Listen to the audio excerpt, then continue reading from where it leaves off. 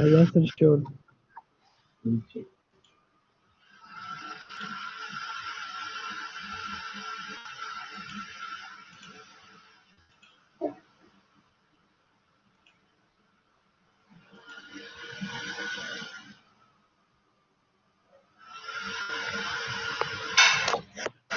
जी practice problem भी हम share कर देंगे इंशाल्लाह।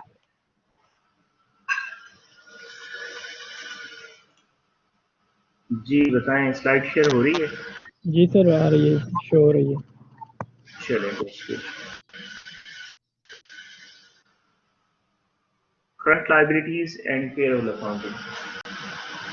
पेरोल अकाउंटिंग हम इसलिए कर रहे हैं कि ये जो सैलरीज वेजेस वगैरह होती हैं, ये एक मेजर फंक्शन है अकाउंटेंट्स का। बल्कि जो बड़ी कंपनीज होती हैं, कुछ बहुत बड़ी कंपनीज के अंदर पेरोल अकाउंटेंट ही सेपरेट होते हैं जो पेरोल बनाते हैं। पेरोल का मतलब जो सैलरीज की जो अकाउंटिंग करते हैं, और उसको हम पेरोल अकाउंटिंग कहते हैं। तो हम स्टार्ट करते हैं इसको। तो पेरोल अकाउंटिंग, क्योंकि सैलरीज एंड वेजेस जो है वो हमने आफ्टर एवरी मंथ या डिफरेंट सिचुएशंस में, जैसे कि हमने स्टार्ट में कुछ एग्जांपल्स देखी थी, तो उसमें हमने देखा था ट्रांजैक्शंस थी स्टार्ट के अंदर कि 2 वीक्स के बाद सैलरीज देते हैं, कुछ जगह पे 1 वीक के बाद भी देते हैं, वीकली सैलरी भी देते हैं। लेकिन हमारे पाकिस्तानी इन्वायरमेंट में ज़्यादा सैलरी जो है आफ्टर 1 मंथ मिलती है। ठीक है, every month you you you get the salary from your employer. तो आपकी जो सैलरी होगी वो हर महीने मिलेगी, तो वो भी करंट लाइबिलिटी होगी। जब आपकी सैलरी ड्यू हो जाती है तो लाइबिलिटी बन जाती है। ठीक है, तो आपकी पे रोल जो है that is part of current liabilities, इसलिए इसके साथ उसको अटैच किया गया। तो हम क्या इसके अंदर कवर करेंगे? करंट लाइबिलिटी क्या होती है you already know, just revision हो जाएगा उसका। हम आइडेंटिफाई करेंगे major types of current liabilities, वो हमने एग्जांपल के तौर पे पहले भी देखी थी, यहाँ हम दोबारा देख लेंगे। ठीक है, फिर हम ये देखेंगे कि नोट्स पेएबल क्या होते हैं। ठीक है, अब हम जैसे हमने वहाँ देखा था अकाउंट्स पेएबल, नोट्स पेएबल, ठीक है, ये सारी जो आपकी करंट लाइबिलिटीज थी। तो हमने देखना है कि नोट्स पेएबल क्या होते हैं, किस तरह से हम उसको करते हैं। बेसिकली ये जो शॉर्ट टर्म लोन्स होते हैं आपके, उन पेएबल के अंदर ही आ जाते हैं। जैसे मैंने आपको बताया था, ये वो है जिसमें आपको हो सकता है साथ इंटरेस्ट भी पे करना हो। ठीक है, इसको हम देखेंगे डिटेल के साथ। Explain the accounting for the other current liabilities. तो आपके अकाउंट्स पेएबल, नोट्स पेएबल के अलावा जो दूसरी करंट लायबिलिटीज हो सकती हैं पॉसिबली, उनकी हमने ट्रांजेक्शन्स कैसे मेंटेन करनी है, कैसे करनी है उनकी ट्रांजेक्शन्स, वो हम देखेंगे। Explain the financial statement presentation and analysis of current liabilities, वो हम ऑलरेडी भी देख चुके हैं, बट हम यहाँ दोबारा उसको देखेंगे लाइबिलिटीज के हवाले से कि हम इसको फाइनेंशियल स्टेटमेंट में किस तरह से प्रेजेंट करते हैं। हमें ये पता है कि बैलेंस शीट का आइटम है, बैलेंस शीट के अंदर हम इसको प्रेजेंट करेंगे, और हम इसको वो लाइबिलिटीज और ओनर इक्विटी वाले पार्ट में हम करते हैं, अगर हमने 2 कॉलम बैलेंस शीट बनानी है तो। और सिंगल कॉलम होगा तो आपके एसेट्स के बाद लाइबिलिटीज शुरू होती हैं, पहले करंट लाइबिलिटीज आती हैं, फिर आपकी नॉन करंट लाइबिलिटीज आती हैं। लेकिन हम पर्टिकुलरली इसको देखेंगे कि फाइनेंशियल स्टेटमेंट के अंदर हम इसको किस तरह से प्रेजेंट करते हैं। ठीक है, describe the accounting and disclosure requirement for contingent liabilities. Contingent liabilities कुछ लाइबिलिटीज ऐसी होती हैं जिनकी आप प्रोविजन रखते हैं कि यार ये लाइबिलिटी बन सकती है। अब ये कौन सी लाइबिलिटीज होती हैं, हम इसको भी देख लेंगे कि ये कौन सी लाइबिलिटीज हैं जो लाइबिलिटीज बन सकती हैं, और उनकी फिर ट्रीटमेंट कैसे करते हैं हम अकाउंटिंग के अंदर, वो भी हम देख लेंगे तो वो क्या हो सकती है। आप इसके बारे में सोच सकते हैं कि कॉन्टीजेंट लाइबिलिटीज कौन सी हो सकती हैं, यानी वो लाइबिलिटीज जिनका चांस होता है कि यार ये लाइबिलिटी बन जाएगी, तो उसको कैसे हम करेंगे। Compute and record the payroll for a पे पीरियड। पे पीरियड, अब यहाँ इसने मंथ नहीं कहा पे पीरियड का, तो पे पीरियड इसने इसलिए कहा है कि सम टाइम आप सैलरी वीकली पे कर रहे होते हैं, सम टाइम फोर्टनाइटली पे कर रहे होते हैं, यानी आफ्टर 2 वीक्स, और सम टाइम्स आप उसे मंथली पे कर रहे होते हैं, तो जो भी आप जिस टाइम में भी पे कर रहे हैं तो वो उसका पे पीरियड होगा। तो आपने कंप्यूट करना है, यानी आपकी अकाउंटिंग से पहले कंप्यूटेशन किस तरह से होती है पेरोल की, और फिर उसको आप रिकॉर्ड कैसे करते हैं ये भी हम उसके अंदर कर लेंगे। तो ये हमारा पेरोल का एक पूरा प्रोसेस एक तरह से हम कंप्लीट कर लेंगे। फिर हम ये देखेंगे describe and record employer payroll taxes. कुछ टैक्सेस तो आपने पे करने होते हैं ना, आपको सैलरी मिली आपको इनकम टैक्स पे करना होगा। हमने देखा था कॉर्पोरेट कल्चर के अंदर दो तरह के टैक्सेस होते हैं, ठीक। तो जो इम्प्लॉयज हैं, इम्प्लॉयज तो अपना टैक्स, लेकिन आपके जो एम्प्लॉयर हैं उनको भी टैक्स पे करने पड़ते हैं कुछ, और वो आप tax on the behalf of your employees भी पे कर सकते हैं।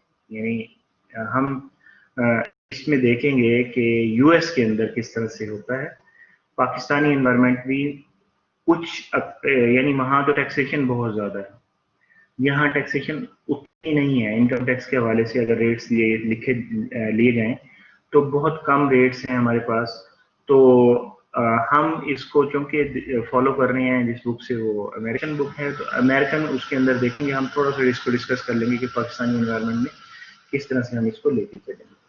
फिर ये है एट द एंड कि आप ऑब्जेक्टिव्स देखें कि इंटरनल कंट्रोल के क्या ऑब्जेक्टिव्स हो सकते हैं पेरोल के। यानी पेरोल जब आप पेरोल के अंदर आपको थोड़ा सा चांस होता है इस चीज का कि उसमें थोड़ा फ्रॉड का आइटम भी आ सकता है, क्योंकि आपकी जो पेरोल होती है ना, पेरोल के अंदर आपके दो पार्ट होते हैं।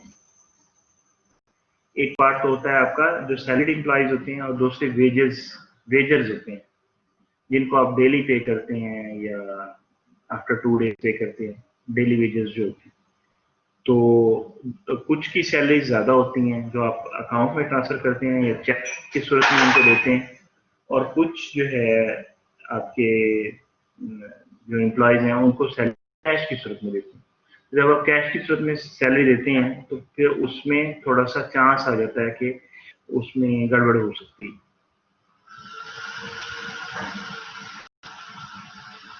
ये हमारे लर्निंग ऑब्जेक्टिव्स रहेंगे जी। उसके बाद हम जैसे देखते होते हैं हायरार्किकल उस मेथड में अगर हम देखें तो हम तीन चीज़ों को बेसिकली कवर करेंगे जो मेन चीज़ें हैं।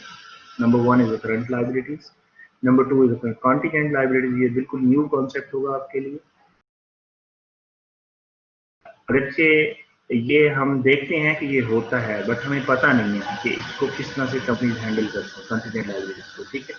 इनको हम किस तरह से रिकॉर्ड करते हैं और किस तरह से डिस्क्लोज करते हैं। डिस्क्लोजर का मतलब ये है कि जब आप फाइनेंशियल स्टेटमेंट्स पब्लिश करते हैं for the public and the investors, तो जो आपके रेगुलेटर की रिक्वायरमेंट होती है तो उसके हिसाब से आपको कुछ इंफॉर्मेशन डिस्क्लोज भी करनी होती है। यानी आप पब्लिश करने के साथ उसकी वो बताते भी हैं कि इसकी डिटेल्स क्या हैं, ठीक है। फिर आपकी पेरोल अकाउंटिंग है, ये तीन चीजें आपकी मेन है, ठीक है। इसमें वही सारी चीजें आ गई जैसे हमने देखा, note payable, sale tax payable, unearned revenue. Unearned revenue हमने ऑलरेडी एडजस्टिंग एंट्रीज के अंदर हमने देखा था, कुछ एंट्रीज हमारी डेफरल्स होती हैं, ठीक है। सर्विस ऑब्लिगेशन जब तक नहीं होती हम रेवेन्यू उसको कंसिडर नहीं करते, और जो रेवेन्यू हमें एडवांस में मिल जाता है उसको हम कहते हैं ये अनअर्न्ड रेवेन्यू है, अभी ये रेवेन्यू बना नहीं है। और जो एडवांस रेवेन्यू होता है वो आपकी लाइफ, ठीक है। So this is also one of the current liabilities. और फिर front मैच्योरिटीज of the long term date. For example आपने लोन लिया हुआ है विच इज 5 years लोन, तो यू हैव टू पे every year, yeah, every month, whatever the conditions are, the terms of the loan, you have to return your loan by parts, installments के आप अंदर उसको पे करते हैं। तो इस साल के अंदर, जिस साल का आप रिकॉर्ड बना रहे हैं, उसका साल के अंदर उस लॉन्ग टर्म लाइबिलिटी का यानी लोन का करंट पार्ट कितना है, current maturities of long term date, कौन सा पार्ट उसका मैच्योर हो रहा है जो आपने पे करना है। उसमें मेन क्या होगी, आपके इंटरेस्ट वगैरह होंगे जो आप लोन के ऊपर पे करते हैं, और कुछ आपकी प्रिंसिपल की अमाउंट होगी जो आप उसके अंदर पे करेंगे, ठीक है। फिर आपका ये प्रेजेंटेशन है, आप इसको किस तरह से प्रेजेंट अपनी स्टेटमेंट के अंदर, ठीक। कॉन्टीजेंट की आप रिकॉर्डिंग और डिस्क्लोजर जैसे मैंने बताया, और पेरोल की वही चीजें हैं हमने डिटरमिन करना है पेरोल के आइटम्स कौन से हैं, रिकॉर्ड कैसे करते हैं, कंप्यूट कैसे करते हैं, ठीक है। एम्प्लॉयर के हवाले से कौन से टैक्सेस हैं जो पेरोल के अंदर कंसिडर होते हैं, ठीक है। और फिर आप वो जो टैक्सेस वगैरह कलेक्ट करते हैं, क्योंकि टैक्सेस तो बेसिकली गवर्नमेंट के लिए होते हैं, जो आप टैक्सेस कलेक्ट करते हैं उनको आपने जमा भी सबमिट भी कराना होता है, वापस गवर्नमेंट को देना होता है, तो आपने उसको फाइल करना होता है, रिमिट करना होता है पेरोल टैक्सेस को। पेरोल टैक्सेस मीन आप इनकम टैक्स काट रहे हैं on the behalf of the employees, या आप खुद को टैक्स पे कर रहे हैं on the behalf of the employees, तो वो सारे taxes you have to provide to the government. जब आप गवर्नमेंट को प्रोवाइड करते हैं तो उसको हम फाइलिंग एंड लिमिटिंग कहते हैं, ठीक है। और फिर इंटरनल कंट्रोल क्या है पेरोल के, ये सारी चीजें आज हम इस में कवर करने की कोशिश करेंगे। देखते हैं हम कितना एक पार्ट कर सकते हैं। स्टार्ट करते हैं जी। Current liability as you know it's very simple, it's a debt with two key features. दो चीजें हैं इसके अंदर इंपॉर्टेंट। करंट लायबिलिटी के अंदर company expects to pay debt from existing current assets, ठीक है। जब आप पे करेंगे लायबिलिटी को तो कैसे पे करेंगे, कैश से पे करेंगे ना, तो आपका जो करंट कैश होगा, करंट एसेट्स जो होंगे उस पार्ट में से आप पे करेंगे, तो आप कैश पे करते हैं। और through the creation of other current liabilities, या एक लायबिलिटी को आप खत्म करते हैं तो दूसरी लायबिलिटी क्रिएट करते हैं, यानी आप लायबिलिटी को शिफ्ट करते हैं, ठीक है। नंबर वन ये है, उसकी जो पेमेंट होगी या तो करंट एसेट से होगी, या एक नई करंट लायबिलिटी क्रिएट करेंगे और पुरानी करंट लायबिलिटी आपकी शिफ्ट हो जाएगी उसके अंदर। Companies will pay the debt within 1 year, ये हमें पता है ऑलरेडी कि हम 1 ईयर के अंदर पे करते हैं। और the operating cycle which ever is लेंगे, ये ऑपरेटिंग साइकिल के अंदर हम आपको पे करेंगे। ऑपरेटिंग साइकिल हमने यही देखा था कि साल का होता है, जिसमें हमने फिजिकल ईयर देखा था और कैलेंडर ईयर देखा था, समटाइम वो मैच भी कर देते हैं, ठीक है। करंट लायबिलिटीज में कौन कौन शामिल होंगी, नोट्स पेएबल होंगे, अकाउंट्स हैं। अकाउंट्स पेएबल हमने कहा था जो हम सप्लायर से जो कुछ भी लेते हैं उसको जो पे करना होता है वो अकाउंट्स पेएबल, और नोट्स पेएबल जिसमें इंटरेस्ट का एलिमेंट भी आ जाता है, it's a kind of loan. Unearned revenue, ये आपको already you know, unearned revenue आपके एडवांस रेवेन्यूज हैं जो आपने पहले से पकड़ लिए हैं, तो ये आपके अनअर्न्ड रेवेन्यू होंगे। एक्रूड लायबिलिटीज का भी आपको पता है, वो लायबिलिटीज जो आपकी ड्यू हैं but you did not paid, accrued है वो लायबिलिटीज। पेएबल की लायबिलिटी हैं जो आपके पेएबल्स हैं, जैसे कि आपका बिल आ जाता है आपने पे नहीं किया, ठीक है, ड्यू हो गया है, उसकी डेट आ गई है, तो इस तरह से सैलरी है वो ड्यू हो गई है लेकिन आपने पे नहीं की, तो ये सारी एक्रूड लायबिलिटीज हैं, such as tax payable, salaries and wages payable और इंटरेस्ट पेबल। इंटरेस्ट ड्यू हुआ लेकिन पे नहीं किया आपने, तो जो चीज ड्यू होती जाएगी वो आपकी एक्रूड लायबिलिटीज बनती जाएगी। ये भी हमने एडजस्टिंग एंट्रीज के अंदर इसको हमने देखा था, ठीक है। So you already know about the current liabilities, just this is a revision, except one thing which is which we already know कि हम जब पे करते हैं करंट लायबिलिटी को तो हम करंट एसेट से पे करते हैं या हम नई लायबिलिटी की नई करंट लायबिलिटी हम जनरेट करते हैं। तो ये दो चीजें उसकी हो गई और ये उसकी डिफरेंट उसके पार्ट्स हो गए जो हो सकते हैं उसके अंदर। लें जी, साथ ही क्वेश्चन आ गया, अब कौन बताएगा इसका answer. To be classified as a current liabilities, a debt must be expected out of existing current assets by creating other current liabilities within 2 years, both A and B. जी अली, आप ही बोल रहे हैं on behalf of your class.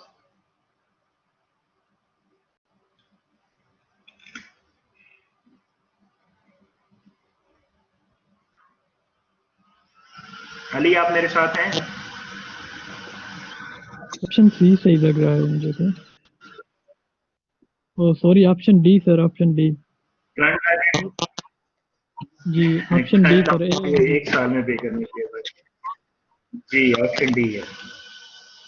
Sorry, ये गलत किया, इसको वैसे में मैंने थोड़ा एडजस्ट किया, मैं इसको सही कर देता हूँ अभी।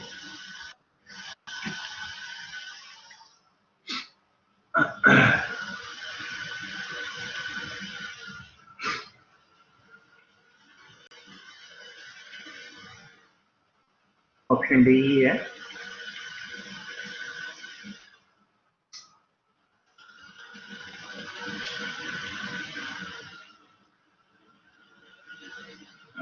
आंसर दुरुस्त है, सो वी नो। ठीक है, अब आ जाए आप नोट पे। ठीक है, रिटन प्रोमिसरी नोट यानी एक प्रॉमिस होता है आपका, जैसे लोन एग्रीमेंट होता है, इसको हम नोट भी कहते हैं। मैंने आपको बताया था कि हम नोट जो लिखते हैं वो हम लीगल पेपर के ऊपर लिखते हैं, जैसे स्टाम्प वगैरह, स्टाम्प पेपर वगैरह। ठीक, रिक्वायर्स अ बोरोवर टू पे इंटरेस्ट, इसमें इंटरेस्ट भी होता है। इन सम केसेस में भी उसमें इंटरेस्ट ना हो, लेकिन बहरहाल आपकी जो अमाउंट है वो एज ए लोन ही कंसिडर होती है इसकी। बाकी भी लाइबिलिटीज भी लोन की तरह ही होती हैं, ऑब्लिगेशंस हैं बेसिकली, लेकिन ये लोन की तरह हम इसको कंसिडर करते हैं। एक नॉर्मल ऑब्लिगेशन और लोन के अंदर डिफरेंस होता है थोड़ा। ठीक है, लोन आपका लिया जाता है रीपे करने के लिए, और दूसरी जो ऑब्लिगेशंस आपकी बनती हैं उसमें आप बेसिकली उसमें आपका यानी किसी प्रोडक्ट्स के अगेंस्ट आपने कुछ पे करना होता है, जो लाइबिलिटीज हैं, या आपने सर्विसेज के अगेंस्ट कुछ पे करना है। इसमें आपने कैश लेके कैश पे करना होता है। ठीक है, आप कैश ले रहे हैं, आप कैश पे कर रहे हैं। इशू फॉर वेरिंग पीरियड, तो इसका जो पीरियड है नोट्स पेबल कब मेच्योर होगा, मेच्योरिटी क्या होगी, बिल्कुल वैसे ही जैसे लोन की मेच्योरिटी होती है, वो इसकी डिफरेंट हो सकती है। ठीक है,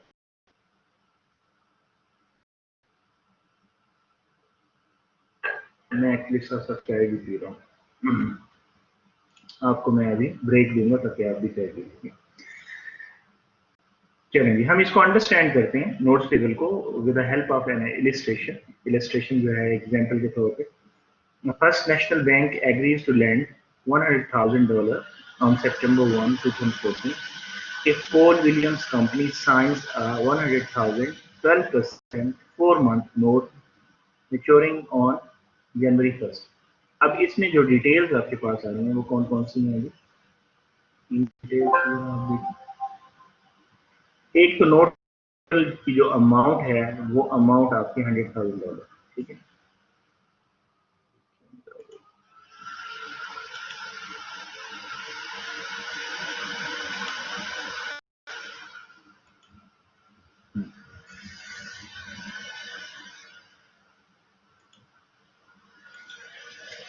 अच्छा, $100,000 इसकी वो है, 12% इसके ऊपर इंटरेस्ट है। ठीक है, 4 मंथ्स नोट है, यानी इसकी जो टर्म है वो 4 मंथ्स है। 4 मंथ्स के अंदर आपने वो लाजिम पे करना है। ठीक, मेच्योरिंग ऑन जनवरी 1, तो उसकी डेट भी दी हुई है और ये डेट भी दी हुई है, कब वो आप लिख रहे हैं, सितंबर में लिखें, और 4 मंथ्स का है, अब जनवरी में आपने पे करना। सितंबर, अक्टूबर, नवंबर, दिसंबर और जनवरी 1, यानी दिसंबर आपका खत्म होगा, तो दिसंबर खत्म होने के बाद जो नेक्स्ट डेट होगी वो 1 होगा। तो जैसे ही 4 मंथ्स कंप्लीट होते हैं आपके, वी हैव टू पे बैक, आपने पे बैक करना होगा। तो आप देखें एंट्री आप इसकी कैसे करेंगे, इंस्ट्रक्शंस क्या हैं। प्रिपेयर द एंट्री ऑन सितंबर 1, जब आप इस नोट को क्रिएट कर रही हैं तो क्या एंट्री करेंगे, prepare the adjusting entry on 31 अक्टूबर। अब 31 अक्टूबर को एडजस्टिंग एंट्री क्यों करेंगे, इसलिए करेंगे कि हमने देखा था कि बहुत सारी चीज़ें ऐसी होती हैं हमारे अकाउंट्स के अंदर, जो कि जब हमारा फिजिकल पीरियड खत्म होता है या मंथ कंप्लीट होता है, तो उसके अंदर हम उन चीज़ों के अंदर कुछ चेंजेस आ जाती हैं जिसको हमने लेना होता है। 31 दिसंबर basically end of the month भी, और मे बी वो end of the accounting period भी हो। एज्यूमिंग मंथली एडजस्टिंग एंट्री, अच्छा ये उसने साथ ही बता दिया कि वो ये एज्यूम कर रहा है कि मंथली वो उसकी एडजस्टमेंट्स लेता है। ठीक है, जो उसका अकाउंटिंग पीरियड है वो मंथ का है और हर मंथ वो उसकी एडजस्टिंग एंट्री लेता है। Assuming monthly adjusting entries have not been made, तो आपकी मंथली एंट्रीज जो है एडजस्टिंग एंट्री नहीं हुई हैं, तो आपने इसकी एडजस्टिंग एंट्री भी करनी है। और prepare the entry eight maturity, जब वो मेच्योर होगा, यानी 1 जनवरी को मेच्योर होगा, तो 1 जनवरी को आपने उसकी एंट्री करनी है। ठीक है, तो ये सारी चीज़ें इसके अंदर आपने ले ली। अभी इट्स वेरी सिंपल। ठीक है, देखें कोई नई चीज़ नहीं है इसके अंदर, मैं तो नहीं समझता कि कोई नई चीज़ है इसके अंदर। ठीक है, लेट्स सी क्या करेंगे इसमें?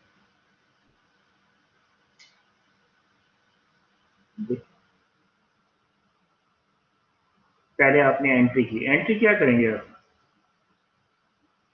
एंट्री क्या करेंगे?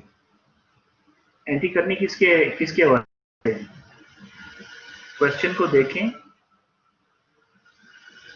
कौन लैंड कर रहा है? फर्स्ट नेशनल, ठीक है, और कोल विलियम्स जो है वो ले रहा है, ठीक। और आप जो एंट्री करेंगे वो बैंक की तरफ से करेंगे या कंपनी की तरफ से करेंगे?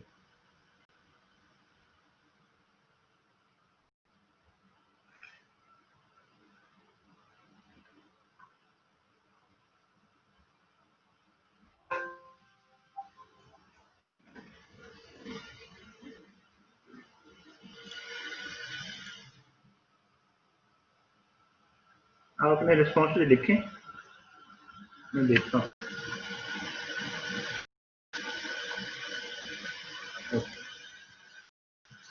कंपनी की तरफ से लिखेंगे, गुड, एटलीस्ट यू नो, हाँ, at least you know how to do this.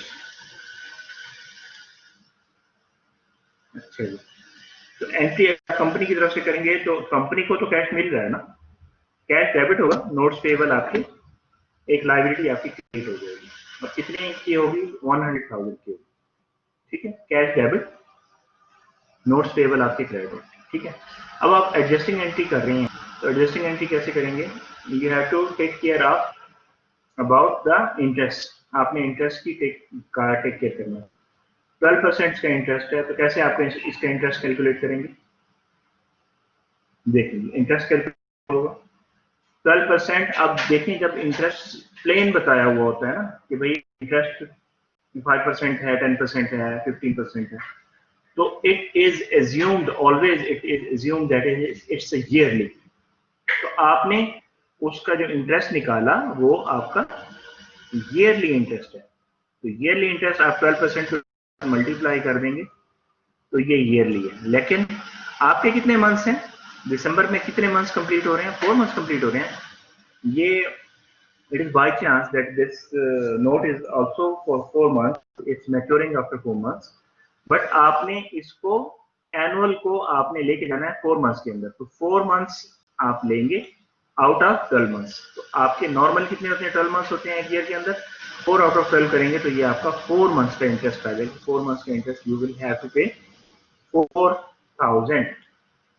लेकिन क्या पे किया है? इसे पे कर दिया? नहीं, इसे पे नहीं किया, अभी मेच्योर नहीं हुआ, क्योंकि ये इंटरेस्ट होगा at the time of maturity. Monthly आप इंटरेस्ट पे करें क्योंकि लिखा हुआ नहीं है एग्जाम्पल के अंदर। So what you have to do, you have to create a liability. It's a due amount, यानी ये इंटरेस्ट ड्यू हो चुका है फर्स्ट मंथ का, सेकंड का, थर्ड का, फोर्थ का, बट यू हैव टू पे ऑन 1 जनवरी, ठीक है, 1 जनवरी को आपने पे करना है। अभी ये ड्यू हो चुका है, अब ड्यू हो चुका है तो आप क्या करेंगे? इसको इंटरेस्ट पेबल तो आपका बन जाएगा 4,000 का, अगेंस्ट और क्या होगा? एक्सपेंस होगा, इंटरेस्ट एक्सपेंस। जब ड्यू हो गया इसका मतलब ये एक्रूड लायबिलिटीज है, एक्रूड लायबिलिटी है, आपका एक्सपेंस हो गया 4,000 का, बट यू डिड नॉट पे इट अप टू नाउ, तो इंटरेस्ट पेएबल आपकी लायबिलिटी जनरेट हो गई, ठीक है। अब आपने इसकी मेच्योरिटी के ऊपर आपने इसकी वो एंट्री करनी है, तो मेच्योरिटी पे क्या करेंगे? आपने जो यहाँ पे किया है पीछे, यही इंटरेस्ट आप पे कर देंगे। अब आपने एक्सपेंस तो इधर ले लिया ना already, you have already taken the expense, now you have created this one, interest payable, ये आपने क्रिएट किया होगा, तो यू विल पे दिस वन। तो इसको पे करेंगे, तो जो हमने करंट लायबिलिटी का अभी हमने पढ़ा है वो क्या पढ़ा है? हमने कहा कि एक किसी और करंट एसेट के साथ पे करते हैं, ये नई लायबिलिटी आप क्रिएट करते हैं, तो इसको आप करेंगे क्योंकि यू हैव साइन कि you will pay at the maturity at January 1, तो जनवरी 1 को यू विल पे, तो पे करेंगे तो आपका कैश चला जाएगा और ये लायबिलिटी आपकी इंटरेस्ट पेएबल जो है ये नोट्स पेबल, नोट पेबल आपका जो आपका लोन है वो खत्म हो गया, यू आर पेइंग दैट, आपका लोन 100,000 का हो गया, इंटरेस्ट आपका 4,000 का होगा, ये दोनों डेबिट हो गए और इसके अगेंस्ट यू हैव टू पे the cash. Got it? Easy है, क्लियर है? चलो आगे चलिए। अब जी देखें पूरा tax paid, sale tax paid.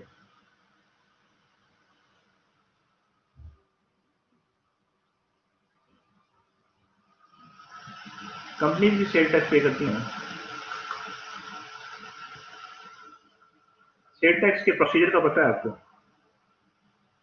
आप मैन्युफैक्चरिंग कर रहे हैं सेल, और कोई मैन्युफैक्चरिंग कर रहे हैं, तो जैसे पाकिस्तान के अंदर है, आप देखते हैं कोई भी प्रोडक्ट, लोकल प्रोडक्ट को, तो उसकी जो रिटेल प्राइस लिखी होती है, market MRP, market retail price, उसमें आप ऐड किया होता है आपने सेल टैक्स को, सेल टैक्स को आपने ऐड किया होता है, जो प्रिंट किया होता है। तो वो सेल टैक्स को किसको जा रहा होता है? वो सेल टैक्स आपको जा रहा होता है। मैंने जब एक कंज्यूमर कोई भी चीज लेता है, से फॉर एग्जांपल ये मार्केट में आपने जाके कोई भी चीज बाय की, कुछ भी लिया, कुछ छोटी से छोटी चीज या बड़ी से बड़ी चीज, पाकिस्तान में जो है वो सेल टैक्स जो है वो है कितना, जिसको जीएसटी कहते हैं, जनरल सेल टैक्स। तो जनरल सेल टैक्स पाकिस्तान के अंदर 17.5% है, 17.5% है। तो वो 17.5% जो आप जिस रिटेलर से ले रहे होते हैं, आप उसको पे कर देते हैं, यानी आपकी जो रिटेल प्राइस आप पे करते हैं, उसके अंदर वो सेल टैक्स इंक्लूडेड होता है। तो आप उसको पे करते हैं, रिटेलर जब वो उसे लेता है मैन्युफैक्चरर से, तो वो उसको पे करता है, और मैन्युफैक्चरर इसका मतलब है कर रहा है on the behalf of the government. और सेल टैक्स जाता किसको है? जीएसटी किसको जाता है? गवर्नमेंट को जाता है। सेल टैक्स के डिपार्टमेंट को वो जाता है। तो वो आपकी जो भी कंपनी जो मैन्युफैक्चर कर रही है कोई भी चीज, तो वो सेल टैक्स उसको देती है। अगर आप सर्विसेज प्रोवाइड करें तो सर्विसेज के ऊपर भी सेल टैक्स होता है, वो भी आप कलेक्ट करते हैं जब आप बिल बनाते हैं। Say for example you went to a restaurant for a dinner, for a lunch, तो आप जब वहां जाते हैं और वो आपको बिल बना के देते हैं, तो उसमें टैक्स भी ऐड किया जाता है, ठीक है, वो जीएसटी होता है। तो वो कलेक्ट कर रहा होता है on the behalf of the government, और फिर उसने गवर्नमेंट को पे करना होता है। और नॉर्मली जैसे मैंने आपको बताया पाकिस्तान के अंदर 17.5% है। 17.5% ऑफ व्हाट? 17.5%, ये whatever the percentage is there, जो भी परसेंटेज है, वो आपका जो टोटल बिल बनता है उसकी वो परसेंटेज होते हैं। तो यहाँ पे वही लिखा हुआ है, The sale tax are expressed as a stated percentage of the sales price, जो भी प्राइस आपकी बन रही है, ठीक है, उसके ऊपर एज अ परसेंटेज होता है। इधर run up separately are included in the total receipt. हम ये देखते हैं कि ये सेपरेटली मेंशन किया होता है, ठीक है, समटाइम उसको उसके अंदर इंक्लूड किया होता है, but in any way you have to pay it to the government. आप कोई चीज भी सेल नहीं कर सकते, सर्विस और product, without paying some part to the government, ठीक है, except for some countries, gulf के कंट्रीज हैं जिसमें सेल टैक्स नहीं है। Retailers collect tax from the customer या कंज्यूमर, और retailer remits the collection to the state department. तो यहाँ उसने लिखा है कि रिटेलर सबमिट करता है इसको, रिमिट का मतलब है वो जमा कराता है इसको, ठीक है। तो यहाँ स्टेट डिपार्टमेंट लिखा हुआ, बेसिकली वो उसी का फर्क है, क्योंकि ये यूएस के पॉइंट ऑफ व्यू से है। तो हमारे यहाँ सेल्स टैक्स एक डिपार्टमेंट है जो एफबीआर के अंडर आता है, ठीक है। तो वो एफबीआर ही कलेक्ट करती है, जो कि फेडरल अदारा है। तो स्टेट का कोई अदारा नहीं टैक्स कलेक्ट करता। जो स्टेट की जगह हमारे पास तो प्रोविंसेस है ना, प्रोविंशियल टैक्सेस हैं बहुत सारे हमारे, लेकिन जीएसटी नहीं है, जो हम वो प्रोविंशियल को नहीं देते, प्रोविंस को नहीं देते, वो और तरह के टैक्सेस हैं जो हम पे करते हैं, ठीक है जी। तो ये हो गई उसकी जनरल जनरल चीजें। सेल टैक्स होता क्या है, कैसे रिप्रेजेंट होता है, ठीक है। आपकी सेल प्राइस के ऊपर परसेंटेज के साथ आता है, सम टाइम सेपरेट लिखा होता है, सम टाइम उसके लमसम के अंदर, टोटल के अंदर इंक्लूड होता है, ठीक है। और रिटेलर कलेक्ट करता है। रिटेलर नॉर्मली पाकिस्तानी इन्वायरमेंट में वो मैन्युफैक्चरर को देता है, और जो मैन्युफैक्चरर होता है वो उसको रेमिट कराता है सेल टैक्स डिपार्टमेंट में, that is part of FBR, federal bureau of revenue. इसकी एग्जांपल देख लेते हैं। ये अब एग्जांपल उसी तरह से होगी अपना, नहीं हमने तो अकाउंटिंग ट्रीटमेंट करनी है, अकाउंटिंग ट्रीटमेंट इसकी सेम होगी, ठीक है। जमा जिसको भी करवाते हैं और somehow it is going as an expense, ठीक है, आपका एक एक्सपेंस बन रहा है। तो ये एक्सपेंस कब बनता है आपका, जैसे ही आप करते हैं तो एक्सपेंस बन जाता है, बट यू पे इट एट रेगुलर इंटरवल। आप हो सकता है मंथ के अंदर जमा कराते हैं, हो सकता है आप वीकली जमा कराते हैं, तो इसकी डिफरेंट कैटेगरीज हो सकती हैं, डिफरेंट वो हो सकता है कि आपने रिमिट कब करना है उसको गवर्नमेंट के डिपार्टमेंट। इसको देखें क्या कहता है। The March 25 cash register reading for, अब ये 25 मार्च की वो डाटा दे रहा है, ठीक है। ये कंपनी है, रिटेलर है basically, Cooley grocery, shows sales of 10,000 and sale tax of 600, ठीक है। अगर 600 को आप डिवाइड कर दें 10,000 से, तो इसका मतलब 6% बनता है, उसमें आगे ब्रैकेट के अंदर लिख भी दिया। तो सेल टैक्स का जो रेट है वो 6% है। तो आप इसकी जनरल एंट्री करें। जनरल एंट्री का मतलब जनरल एंट्री इसकी करें, क्या होगी इसकी जनरल एंट्री। लायबिलिटी क्रिएट हो जाएगी ना, sale tax payable to sale tax payable, तो क्रेडिट होगा ना, ये डेबिट होगा। लायबिलिटी है, लायबिलिटी क्रिएट होती है तो क्रेडिट होती है, तो डेबिट क्या होगा इसके against, expense.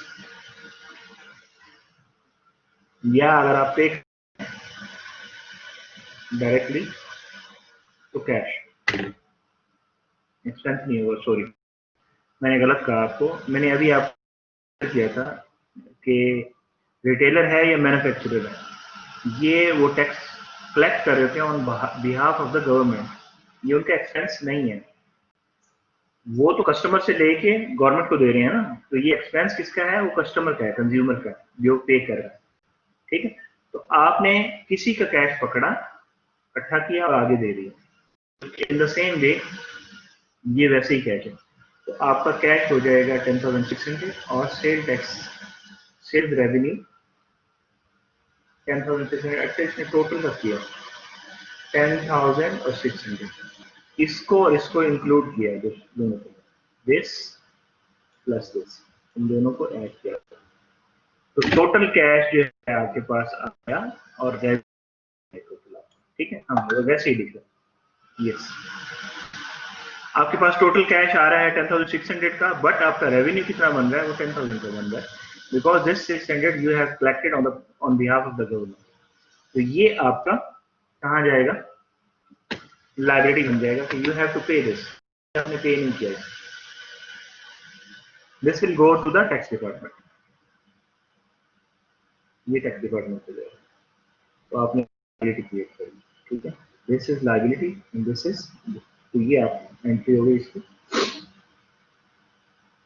Unearned revenue, you already know what is the unearned revenue, कुछ एग्जांपल्स यहाँ पे दी हुई है, इसकी ये मेरे ख्याल में ये सारी एग्जांपल्स हमने पहले भी की थी, ठीक है। Unearned revenue is advance revenue.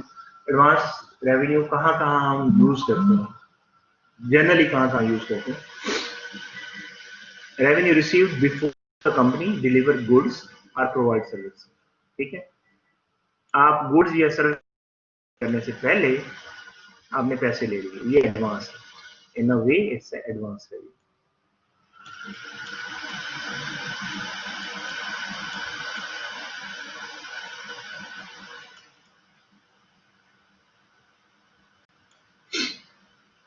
तो आपकी इसकी एग्जांपल्स क्या हो सकती हैं, एयरलाइन की टिकट लेते हैं, आपको पहले पे करना होता है, ट्रैवल तो आप बाद में करते हैं, तो आपकी जब आप पे करते हैं एयरलाइन की टिकट लेके, तो वो पहले अर्न रेवेन्यू होता है, जब आप ट्रैवल कर लेते हैं तो फिर वो आपका टिकट रेवेन्यू बन जाता है उस कंपनी के लिए, ठीक है। हम एयरलाइन की कंपनी के हवाले से देते हैं।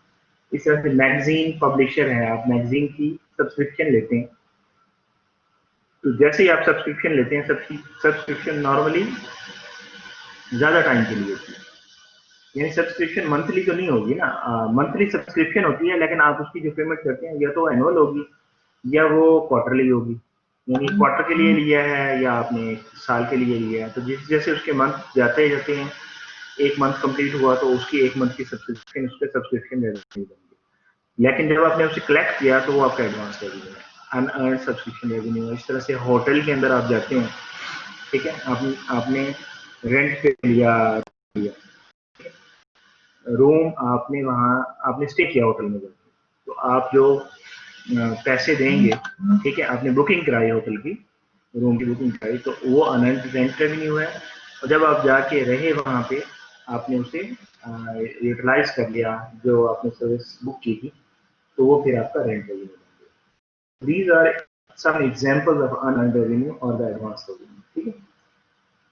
और ये एडवांस रेवेन्यू जो है हम क्यों स्टडी कर रहे हैं यहाँ पे, because this is current liability, we have received the cash or money before we provide service or products. तो आपकी ऑब्लिगेशन है, ठीक है। इसकी एग्जांपल देखते हैं जी। Superior university sells 10,000 season football tickets, ठीक है, at $50 each for its 5-game home schedule, ठीक है। 10,000 के वो बेचे हैं उन्होंने टिकट, और $50 का हर टिकट है, और 5 गेम्स हैं। The university makes the following entry for the sale of season ticket. तो कौन सी एंट्री करेंगे हम जी, क्या एंट्री करेंगे?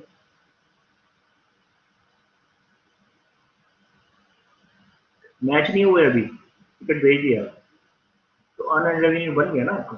तो अनअर्न्ड रेवेन्यू आपका क्या होता है, लाइबिलिटी होती है। लाइबिलिटी है तो वो तो क्रेडिट साइड पे आएगा, तो डेबिट साइड पे क्या आएगा, यू आर रिसीविंग कैश, तो कैश आपका डेबिट हो जाएगा, ठीक है।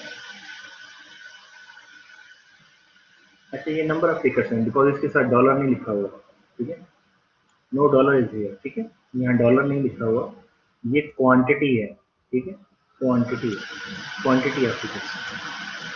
अगर आप इसको मल्टीप्लाई करेंगे उसके साथ,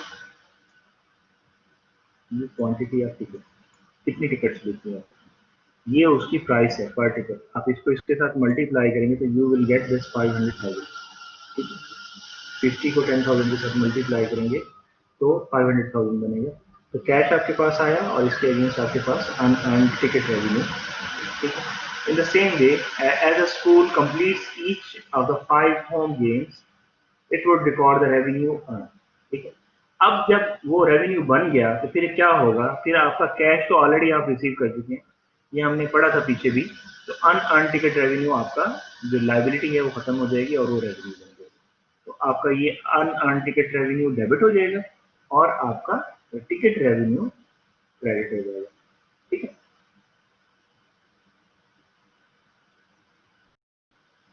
इतनी चीजें आसान भी हो सकती हैं, आज का चैप्टर बहुत ही आसान है, ठीक है।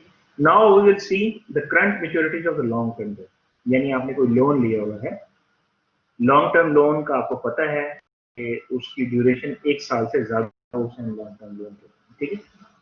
और लोन जो आप लेंगे वो मिनिमम 2 इयर्स या 5 इयर्स या 10 इयर्स 15 इयर्स इस तरह से, ठीक। तो portion of long term date that comes due in the current year, इस साल आपका कितना ड्यू आ रहा है, उसका करंट पोर्शन, उसमें आपका पूरा एक ऑन पेमेंट का स्केड्यूल बनता है जिसमें इंस्टॉलमेंट्स आप कैलकुलेट करते हैं, वो आपको आप नॉर्मली जिस फाइनेंशियल इंस्टीट्यूशन से या जिससे भी लोन ले रहे हैं वो आपको बना के देते हैं, अगर वो इक्वल इंस्टॉलमेंट्स का है। नॉर्मली आप लोन लेते हैं तो उसको रीपे करते हैं इक्वल इंस्टॉलमेंट्स के अंदर, तो आपकी जो इक्वल इंस्टॉलमेंट्स होती हैं उनकी स्टार्ट के अंदर इंटरेस्ट का पार्ट ज्यादा होता है, प्रिंसिपल का पार्ट कम होता है, जो एक्चुअल अमाउंट आप करनी है, और लेटर एट द एंड जो है उसमें प्रिंसिपल का पार्ट ज्यादा होता है, इंटरेस्ट वो ज्यादा जल्दी चार्ज कर लेते हैं, तो इसको इक्वल मंथली इंस्टॉलमेंट्स EMI बोलते हैं, equal monthly installment EMI। EMI basically वो आपका स्केड्यूल बना होता है, payment schedule, loan payment schedule. आपने लोन लिया है, ठीक है, और लोन का कुछ पार्ट आपने अभी जो आपका करंट फिस्कल ईयर चल रहा है उसके अंदर आपने इसको पे करना है, ठीक है। और नॉर्मली लोन की पेमेंट आप सालाना करते हैं, लेकिन इसमें मंथली भी हो सकता है, ठीक है, और सेमी एनुअली भी हो सकता है, क्वार्टरली भी हो सकता है। इट डिपेंड्स कि आपने किस तरह की उसके अंदर टर्म्स रखी हुई है लोन के अंदर ना, जिससे जिससे आपने लोन लिया है, ठीक है। इसमें कोई एडजस्टिंग एंट्रीज की जरूरत है नहीं है, ठीक है। ये आपको पता है कि आप लोन का जो पार्ट पे करेंगे वो कैसे होगा, उसमें आपका इंटरेस्ट एक्सपेंस बन जाएगा और आप लोन वापस हो जाएगा, ठीक है। तो उसकी एंट्री आगे एग्जाम्पल आएगी तो उसमें देख लेते हैं, लेकिन अगर यहाँ नहीं आई तो हम इसको लॉन्ग टर्म लाइबिलिटीज के अंदर देखेंगे, हो सकता है सेक्टर के अंदर ना हो। अच्छा जी, हम किस तरह से प्रेजेंट करते हैं, we already know about this. Current liabilities का हमने पोर्शन किया। करंट लाइबिलिटीज के अंदर सबसे पहले आपके शॉर्ट टर्म बोरोइंग्स है, नोट पेबल, ये शॉर्ट टर्म लोन होता है basically, note payable. Accounts payable हैं जो आपने अपने सर्विस प्रोवाइडर्स के पैसे पे करने हैं, जो आपके वो हैं, सॉरी सर्विस प्रोवाइडर में जो आपके वेंडर्स हैं और जो सप्लायर्स हैं उनको जो आपने पे करना है, वेंडर्स और सप्लायर्स को, ठीक है, वेंडर और सप्लायर्स को जो आपने पे करना है, वेंडर्स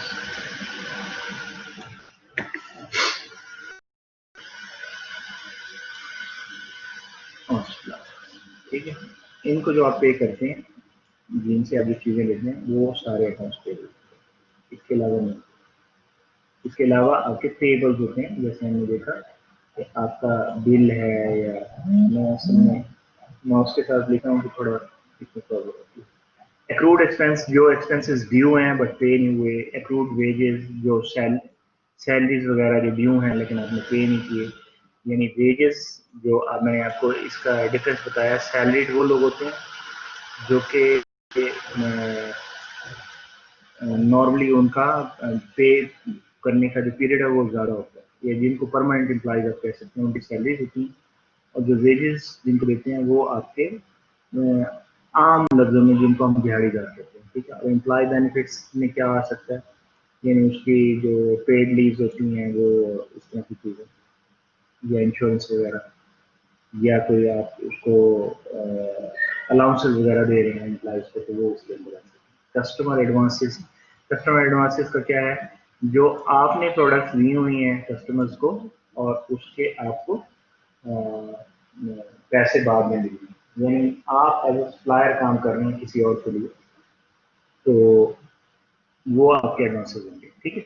उनको हम एडवांसेस कहते हैं। डिविडेंड्स पेबल, जो आपने अपने क्योंकि हम मैंने शुरू में कहा कि हम कारपोरेशन की बात करें, कारपोरेशन की बात करते हैं, तो उसके अंदर क्या होता है, उसके अंदर आपके जो ओनर्स होते हैं वो बहुत ज़्यादा होते हैं। डिफरेंट उसके शेयर्स के अंदर आपने पूरी कंपनी की ओनरशिप को डिवाइड किया होता है, तो वो शेयर्स जिनके पास होते हैं, जब आपका प्रॉफिट आता है तो उसको आप डिवाइड करते हैं तमाम शेयर होल्डर्स के ऊपर, जो कॉमन स्टॉक होल्डर होते हैं, ठीक है। उनको जो आप प्रॉफिट पे करते हैं उसको आप डिविडेंड करते हैं। लेकिन आपने डिविडेंड पे करने का ऐलान तो किया है लेकिन आपने पे नहीं किया, यानी ड्यू है आपने पे नहीं किया, तो वो डिविडेंड पेएबल बन जाएगी। और अदर करंट लायबिलिटी इस तरह की और भी बहुत सारी होती है, बिल्स पेएबल हो सकते हैं, इलेक्ट्रिसिटी पेएबल हो सकता है, बहुत सारी चीजें हो सकती हैं, ठीक है। फिर आपका इसके अंदर long term date due with in 1 year, ये वही है हमने अभी देखा है कि वो पोर्शन जो आपने इस साल के अंदर पे करना है। इस साल का मतलब यहाँ पे क्या दिया हुआ है, 31 दिसंबर 2020, ठीक है, ये मिलियंस के अंदर, ठीक है। बैलेंस शीट हमें पता है, ये सबसे पहले एसेट्स आए हमारे, उसके बाद आपकी लायबिलिटी और स्टॉक होल्डर, तो ये 1 कॉलम के अंदर आप लिखते हैं, ठीक है। ये देखें, ये अमाउंट और ये अमाउंट इक्वल है, ये वही अकाउंटिंग इक्वेशन है कि assets equal to liability plus stockholders equity. इसमें ये वाला जो पार्ट है नॉन लायबिलिटी, इस पे हमारा सेपरेट है, ये हम करेंगे, ठीक है। अभी हम इसको देख रहे हैं, करंट लायबिलिटीज को, ये हमारा चैप्टर ये वाला, ठीक है। इसमें अब हमने ये जो चीजें देख ली, इसमें क्या नया था? कुछ भी नया नहीं था, ठीक है। जो छोटी छोटी चीजें हैं हम उसको थोड़ा थोड़ा, जो हम कॉन्सेप्ट है उसको हम थोड़ा ब्रॉड करें। कोई भी चीज आती है उसको उसके कॉन्सेप्ट के हिसाब से थोड़ा सा आप अंडरस्टैंडिंग अपनी दे सकते हो। तो same is will go on in the rest of the accounting. अच्छा जी, क्वेश्चन आ गया। Working capital is calculated as, working capital किस तरह से कैलकुलेट करते हैं?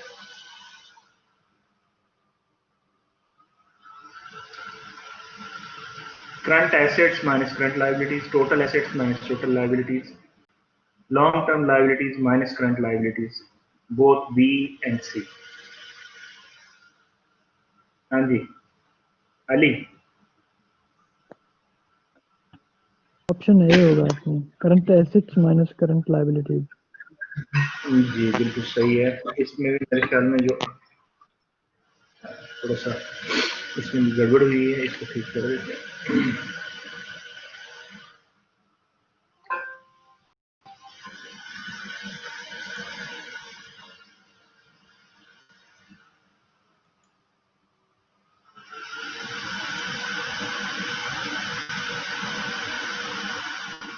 बिल्कुल सही है जी, current asset minus current liability. ये क्या बताती है हमें वर्किंग कैपिटल, कि हमारे पास कितना कैश अवेलेबल होगा तो do our daily expenses, day to day payments जो आपने करनी है उसके लिए आपके पास कितना कितना कैश अवेलेबल होगा, ठीक है, राइट जी। अच्छा, we are left with 5 minutes, थोड़ा सा और भी देख लेते हैं। नई चीज कोई भी नहीं आ रही, देखिए सारी चीजें बहुत आसान है। अच्छा जी, current assets minus current liabilities is equal to working capital. तो अगर आपके करंट एसेट्स 38,128 के हैं और करंट लायबिलिटीज 2856 के हैं, तो it means you have readily available cash और लिक्विडिटी आपकी जो है वो 9,567 की, ठीक है। इसको आपने इससे सब्ट्रैक्ट कर लिया, और ये जो आपका current asset minus current liability जो वर्किंग कैपिटल आपने निकाला है, ये आपको क्या शो करती है? ये लिक्विडिटी शो करती है आपकी, ठीक है। Liquidity refers to the ability to pay maturing obligations and meet the unexpected needs of for cash. Unexpected needs क्या होती हैं कैश की? कि अचानक आपको जरूरत पड़ गई, कुछ हो गया, ठीक है। से फॉर एग्जांपल आपके किसी एम्प्लॉय का एक्सीडेंट हो गया, ठीक है, गॉड फॉरबिड अगर ऐसा कुछ हो जाता है, या ये है कि कुछ कोई मतलब क्लैमिटी हो गई, आपकी किसी फैक्ट्री के किसी पार्ट में आग लग गई, तो ये आपके अनएक्सपेक्टेड एक्सपेंसेस है ना, अनएक्सपेक्टेड नीड्स हैं जो कैश के लिए राइज हैं। तो आपको उसको फिर कवर अप करने के लिए ज़ाहिर आपको कैश की जरूरत होती है, ठीक है। तो करंट रेशियो क्या है आपकी? करंट रेशियो ये है कि आप इन्हीं दोनों को डिवाइड कर देते हैं, current asset minus current liability करते हैं तो आपकी करंट रेशियो आ जाती है। और ये करंट रेशियो आपकी क्या बताती है? It tells about the liquidity. ये भी liquidity permits us to compare the liquidity of different size companies and of a single company at different time. या तो आप लिक्विडिटी को कैसे चेक कर सकते हैं? हॉरिजेंटली और वर्टिकली दोनों तरह से चेक कर सकते हैं, यानी डिफरेंट कंपनीज के अक्रॉस भी चेक कर सकते हैं और सिंगल कंपनी के डिफरेंट टाइम पीरियड्स के अंदर भी चेक कर सकते हैं। से फॉर एग्जांपल इस मंथ या इस फिजिकल पीरियड के अंदर आपकी करंट रेशियो क्या थी, अगले में क्या है, उससे अगले में क्या है, ठीक है। 2-3 इयर्स में एक ही कंपनी की करंट रेशियो डिफरेंट हो सकता है, डिफरेंट रही हो, क्योंकि आपकी जो ऑपरेशंस हो रहे थे उससे आपकी करंट एसेट्स और करंट लायबिलिटीज की वो चेंज है ना, वर्थ चेंज हो रही होती है, वो कम ज्यादा हो रहे होते हैं, ठीक है जी। कॉन्टीजेंट लायबिलिटी आ गया आपके पास भी। कॉन्टीजेंट लायबिलिटी क्या है? ये पोटेंशियल लायबिलिटी है। This is interesting topic. Potential liability है that may become an liability in the future, ठीक है। तो इसमें 3 लेवल हो सकते हैं प्रोबेबिलिटी के, यानी चांसेस, 3 तरह के चांसेस हो सकते हैं कि प्रोबेबल हो सकती हैं, ये हो जाए शायद, ठीक है, और रीजनेबली पॉसिबल, और एक है कि बहुत बहुत दिन चांसेस हैं, बहुत स्लिम चांसेस हैं कि ये रिमोट। तो आप इसको 3 हिस्सों में आप इसको डिवाइड करें। लेकिन क्या आप सोच रहे हैं कि ये कौन सी होंगी, ये कौन सी लाइबिलिटीज होंगी?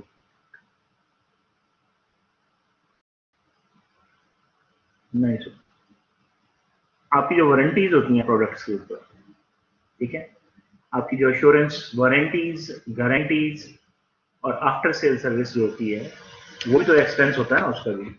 तो that comes under the contingent liabilities. और इस तरह से और भी कॉन्टीजेंट लाइबिलिटीज हो सकती है जिनका आपको श्योर नहीं पता होता कि कितनी है। तो आप इसकी कैलकुलेशन कैसे करते हैं, लेट्स हम देखते हैं इसमें।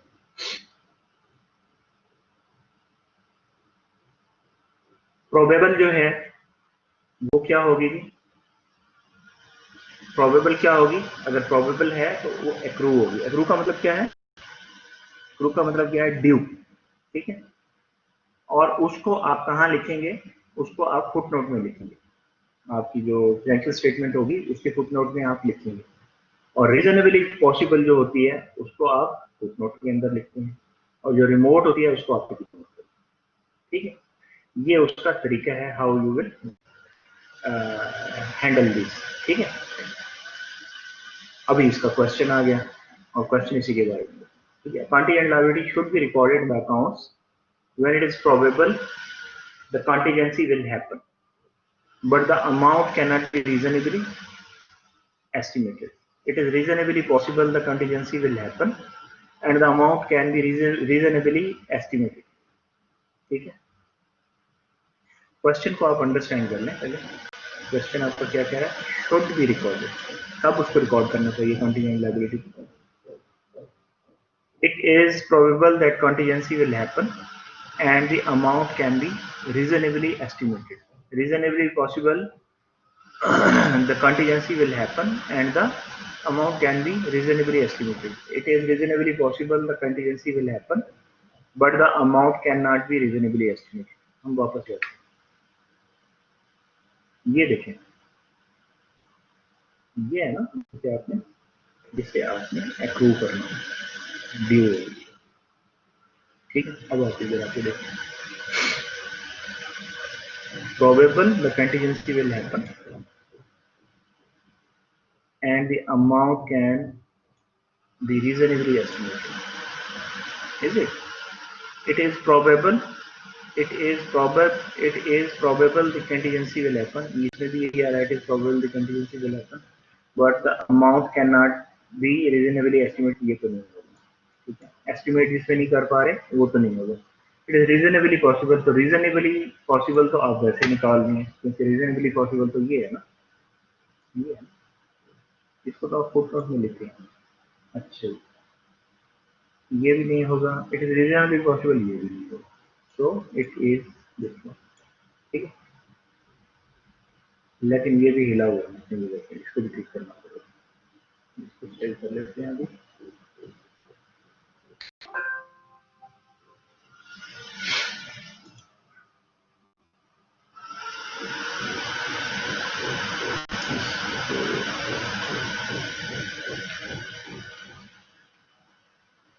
राइट जी, समझ आ रही है आपको?